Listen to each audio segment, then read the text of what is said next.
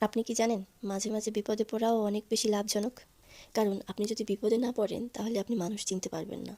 আপনি বুঝতে পারবেন না জীবনের মানে কি, জীবনে আপনার প্রয়োজন ঠিক কার কতটুকু। এটা জানার জন্য বিপদে পড়া ভীষণ প্রয়োজন। বিপদ, সমস্যা এটা সারা জীবন থাকে না। ক্ষণিকের সমস্যা ক্ষণিকেই দূর হয়ে যায়। কিন্তু বিপদ, সমস্যা এগুলো সহজে কতটা আপনি আয়ত্ত করতে পারছেন, কতটা এর মোকাবেলা করতে পারছেন, এটাই হচ্ছে মুখ্য ভূমিকা এবং সবথেকে গুরুত্বপূর্ণ। তাই আপনার কাজের মাধ্যমে অবশ্যই সেই বিপদের সময় যদি আপনি ধৈর্য ধরে মোকাবেলা করতে পারেন, তবেই আপনার ভিত আরও বেশি মজবুত হবে।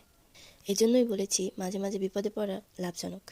কারণ যখন আপনি বিপদে পড়বেন তখন যে মানুষটা আপনার কাছে সাহায্যের জন্য এসেছিল বা সাহায্য করেছিল, তাকে যেমন আপনি সারা জীবন মনে রাখবেন, ঠিক তেমনি যে মানুষটা আপনাকে দূরে ঠেলে দিয়েছিল তাকেও আপনি তখন সারা জীবন মনে রাখবেন। দূরে ঠেলে দেওয়া মানুষটিকে চেনার জন্য হলেও বিপদে পড়া ভীষণ জরুরি। আপনি যত বেশি সমস্যায় পড়বেন তত বেশি আপনাকে ভিতর থেকে স্ট্রং করবে, ভিতর থেকে আরও বেশি শিখতে সাহায্য করবে। জীবনের মূল মানুষটাকে, মূল পৃথিবীটাকে আপনি ভালোবেসে আরও অনুধাবন করবেন। তাই এই অবস্থায় কখনোই হতাশ হবেন না। নিজেকে ভিতর থেকে শক্ত করুন এবং পরিস্থিতি মোকাবেলা করুন। ইনশাল্লাহ বিজয় একদিন আসবেই।